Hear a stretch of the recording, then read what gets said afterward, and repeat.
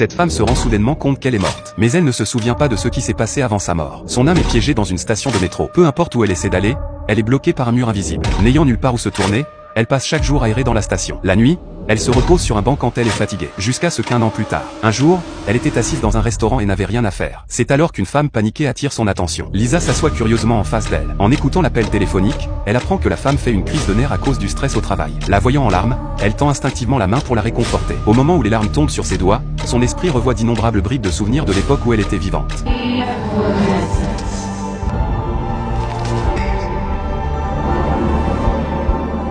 Accablée, elle se précipite dehors et commence à se parler à elle-même. Elle se souvient qu'elle s'appelle Lisa et qu'elle était enseignante au collège. Lisa se rappelle combien sa vie était heureuse et ne comprend pas pourquoi elle est morte là. C'est alors qu'elle aperçoit soudain 3 visages familiers sur le quai. Ce sont ses parents et son petit ami.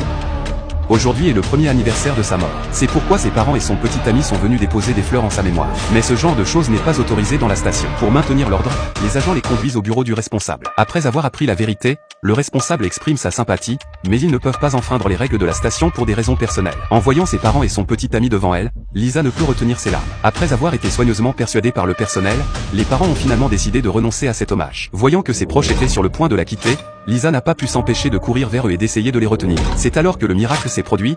Elle a pu traverser le mur d'air sans difficulté, ce qui signifie qu'elle a enfin pu sortir de la gare. Elle soupçonne que la disparition du mur d'air doit avoir un rapport avec l'apparition de ses parents et de son petit ami. Après avoir vu ses parents dire au revoir à son petit ami, elle choisit d'abord de le suivre chez lui. Sur le chemin du retour, Lisa est remplie d'excitation. Car non seulement elle est libre, mais elle peut aussi être de nouveau avec son bien-aimé. Ils retournent à l'appartement qu'elle avait acheté lorsque Lisa était vivante. Mais lorsqu'ils entrent dans la cour, il se passe quelque chose d'étrange. Une voisine fixe son petit ami d'un regard glacial. Sans réfléchir, Lisa le suit à l'intérieur.